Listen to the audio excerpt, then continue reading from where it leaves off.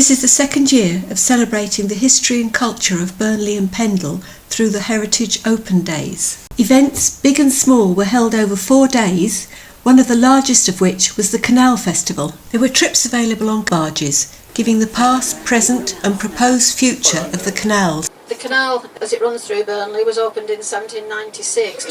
It would have been a very different place that you see today. Goods going in and out of the textile mills, which in a number of cases had their own individual wharf areas. You can see on the points where the stonework is worn away, and it was where the goods would be swung in and out of these loading bay doors. We'll be approaching the motorway aqueduct very shortly. I don't know if you've ever driven along the M65 and never quite thought that the canal is actually passing over your head at this point. It does, from this perspective, provide quite an impressive gateway. The area has been, for marketing purposes, given the name of On the Banks. Different elements of the wider site can be referred to as living on the banks for housing, learning on the banks, working on the banks, eating and drinking on the banks. Leaving the tranquility of the canal, Bank Hall Works hosted a vintage market with stalls selling antiques, arts and crafts, and incorporating a bird haven. This was derelict land 2.5 years ago. When we first came on, there were 10 different species of birds.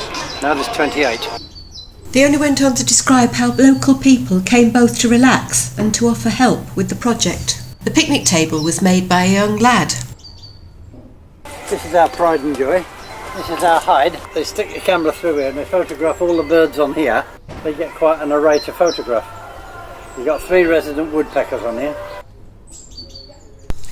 He also told us of the many different species that visit the various feeding stations.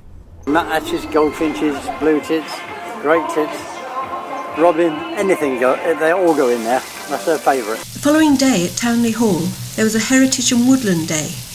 The Sealed Knot Civil War Re-enactment Society were battling not only each other, but the weather too.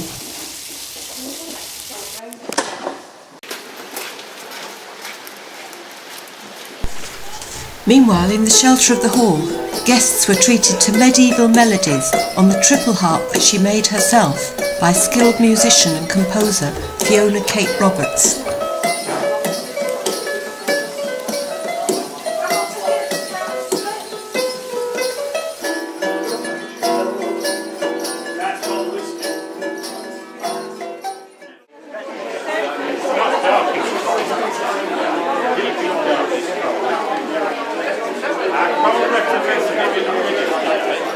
What we